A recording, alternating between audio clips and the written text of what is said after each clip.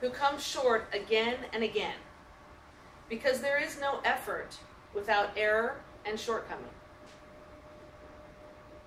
but who does actually strive to do the deeds, who spends himself in a worthy cause, who at best in the end has the triumph of high achievement, and who at worst, if he fails, he does so daring greatly.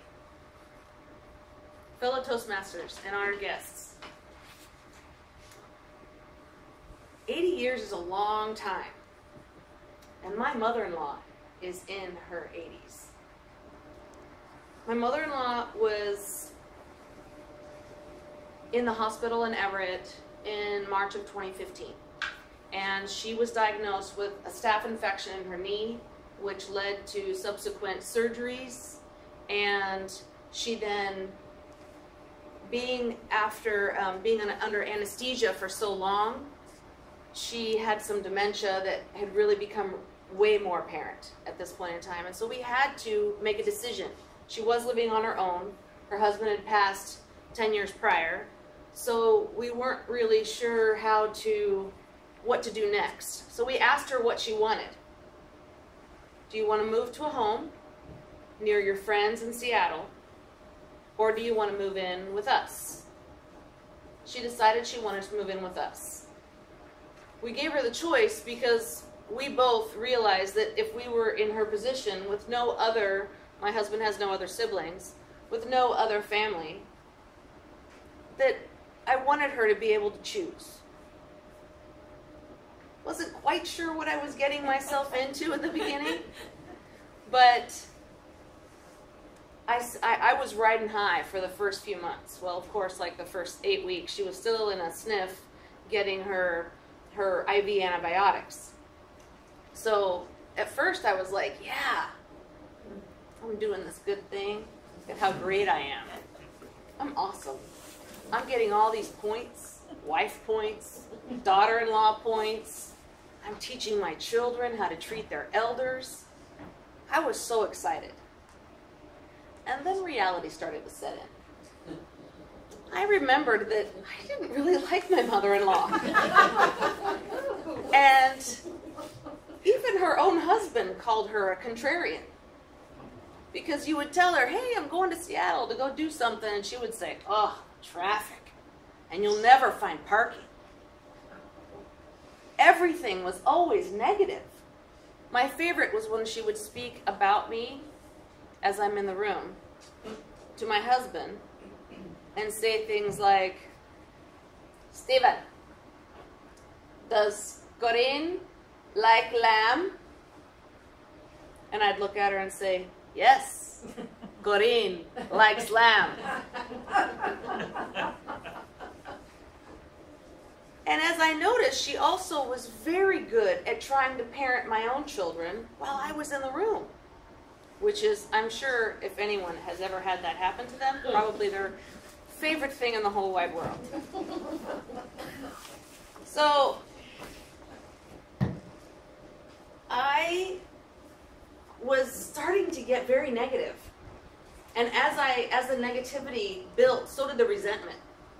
I resented her being around. I resented it all. And my answers started to come out of my mouth very quick and very curt and rude. And I didn't like who I was turning into. But I didn't know what to do because I was in this ugly, frustrated position. And I sat in that ugly, frustrated position for a good period of time. I was there. I would say things. My husband and I would duke it out upstairs. It would come back down to, I can't believe we did this. But the whole time I kept saying, you know, I don't regret what we did. I'm just not sure how to deal with this. I stayed with that because I didn't know how to deal with it. And then I started thinking, I put myself in her shoes. And like any muscle that you have to create, you can't do one bicep curl and get a good strong bicep. You have to practice it over and over again. So when I would see her coming down the hallway with her cane like this, walking like Jason, chasing you in the forest. I wouldn't say what I used to say, which was, "What do you need?" I'd say, "Are you okay? Did you have lunch yet?" I'd remember that I want to talk to myself.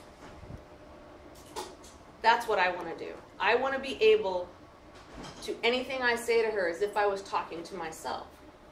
Because I'm also teaching my kids. And that frustration taught them a whole other lesson that I really hope they never repeat. But the more that I put myself in her shoes, the more that I realized that this is it. And do I want her last however many years she lives? God forbid it's like 20, but you never know. Greeks live a long time. I wanted her last few years, whatever it turns out to be not with the ugliness that I felt every time I spoke to her. So, I love what Teddy Roosevelt has written. But I adapted it for my situation. It's not my inner critic who counts. Not the person who points out how I have stumbled and failed, or tells me how I could have done it better. The credit belongs to me for not just getting in the arena, but staying in the arena to build the resiliency I strived for every day. My face that was once marred with guilt and shame now has a sense of strength. I have come short many times. And although I feel I have failed her, I have done so daring greatly. I will not spend my time listening to that inner critic, the cold inner critic, but observing the deeds that I complete every day to enhance both her life and mine.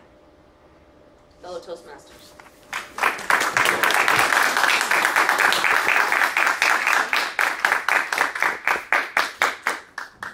Thank you very much, Koreen. And if everyone could spend a moment to write down your thoughts on, should be, most everybody have a little sheet.